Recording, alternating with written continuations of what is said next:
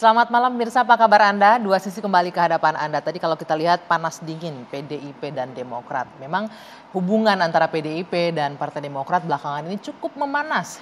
Kita sempat mendengarkan bagaimana pidato Pak SBY yang menyebutkan bahwa ada dugaan ini potensi pemilu 2024 terjadi kecurangan atau diatur sehingga hanya sejumlah beberapa pasangan saja yang akan maju. Diikuti lagi dengan pernyataan Ketua Umum Partai Demokrat AHY yang menyebutkan bahwa banyak pembangunan era Pak Jokowi ini yang tinggal gunting pita saja. Jadi jangan lupa terima kasih buat Pak SBY, begitu pernyataannya yang juga viral akhirnya di mana-mana.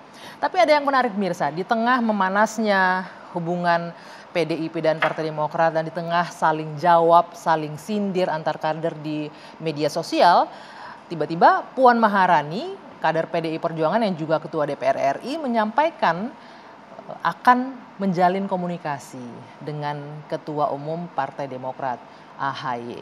Mengapa? Ada apa di balik ini?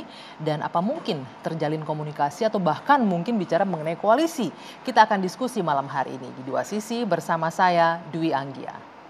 Apakah cita-cita untuk membangun politik yang kondusif jelang 2024 ini bisa terwujudkan? Kita akan berbincang. Sudah hadir bersama saya sejumlah narasumber malam hari ini. Saya akan perkenalkan dari ujung sebelah sana ada Prof. Cipta Lesmana, pakar komunikasi politik. Selamat malam, Prof. Boleh digunakan mikrofonnya ya, Prof ya, biar bisa didengarkan. Ya.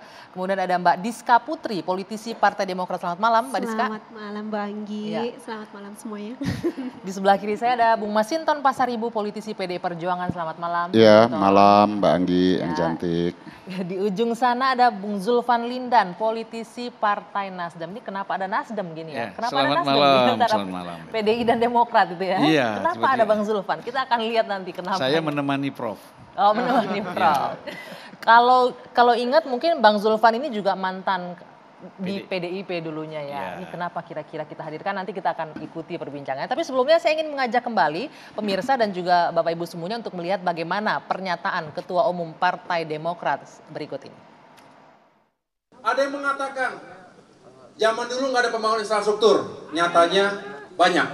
Yang kedua, direncanakan, dipersiapkan, dialokasikan anggarannya dan dimulai dibangun sehingga banyak yang tinggal sudah 70%, bahkan 90%, tinggal gunting pita.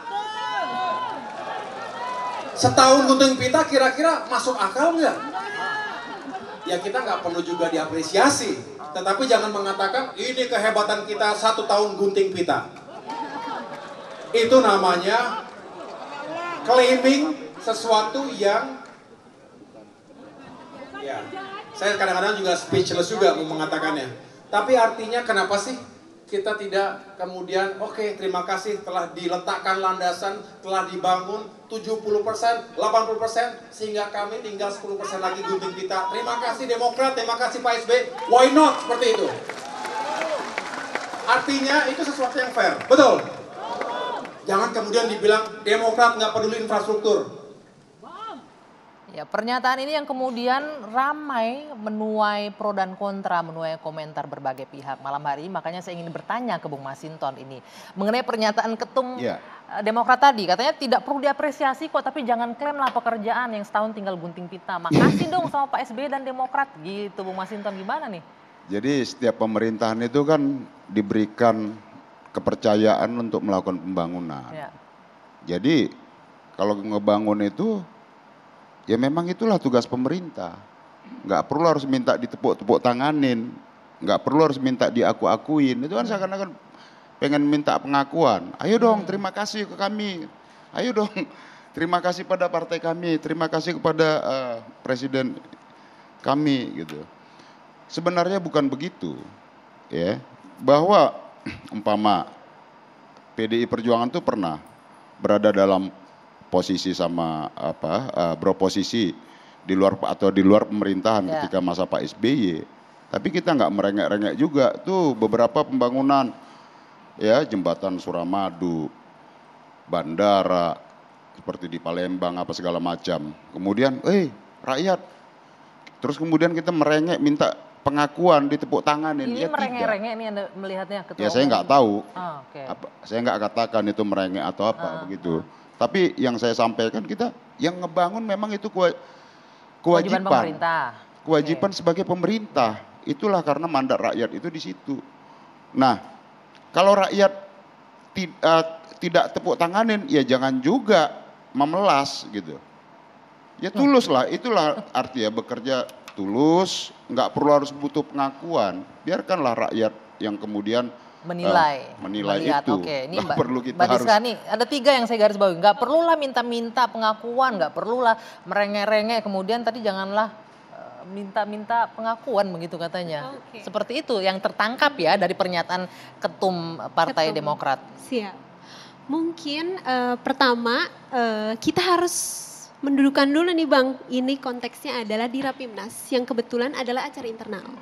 Kebetulan acara ini adalah acara yang memang dimaksudkan untuk membakar semangat kader-kader Partai Demokrat. Itu yang pertama. Dan yang kedua, ini adalah menurut saya adalah sebuah dialektika politik yang juga mungkin kita semua juga selalu ada lah dialektika politik. Dan yang ketiga, ini menurut saya adalah salah satu bentuk pendidikan literasi politiknya Mas Ahaye kepada paling tidak kalau sekarang akhirnya viral di mana-mana, tapi yang utamanya adalah kepada kader bahwa pembangunan itu adalah sesuatu yang berkelanjutan. Ini adalah lintas generasi. Sebenarnya yang membuat demokrasi kita agak panas kan adalah karena saling menegasikan pembangunan satu dengan yang lain. Misalnya ini pembangunan saya. Padahal kan sebetulnya ini jelas kalau lihat dari pidatonya Mas Ahaye di HUT yang live di TV One juga waktu itu, bahwa Mas Ahaye sangat-sangat mengapresiasi kepada semua pencapaian yang sudah dilakukan dari Presiden Soekarno sampai Presiden Megawati dan Presiden Jokowi.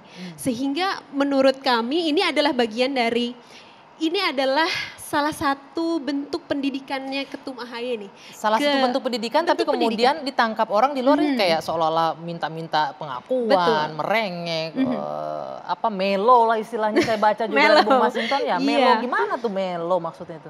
Iya, artinya begini, politik itu kan, apalagi partai politik ya, itu kan tugasnya adalah dia rutin tuh melakukan edukasi rekrutmen, kaderisasi, penataan organisasi, itu yang harus dilakukan. Jadi PDI Perjuangan itu ketika kami sebagai partai pemenang pemilu 33% tahun 99, kemudian rakyat pernah menghukum juga PDI Perjuangan ketika pemilu tahun 2004 dari partai pemenang kemudian menjadi urutan nomor 2. Apa yang kami lakukan? Kami tidak menuding sana sini, tapi kami melakukan pembenahan. Kami menata diri dan kami tidak merengek-rengek. Pengen minta pengakuan apa segala macam.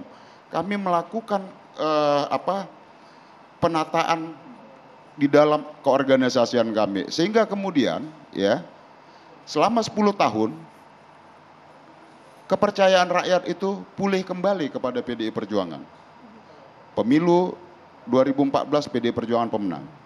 Pemilu 2019 PDI Perjuangan juga pemenang. Artinya apa? Tugas partai politik adalah membangun institusinya, kelembagaannya, kemudian membangun kadernya agar bisa bekerja di tengah-tengah rakyat dan memperoleh kepercayaan rakyat. Bukan kemudian demi mengejar elektoral, demi mengejar pencitraan, tuding sana, tuding sini, kemudian mengabaikan penataan kelembagaan organisasinya, rakyat bingung.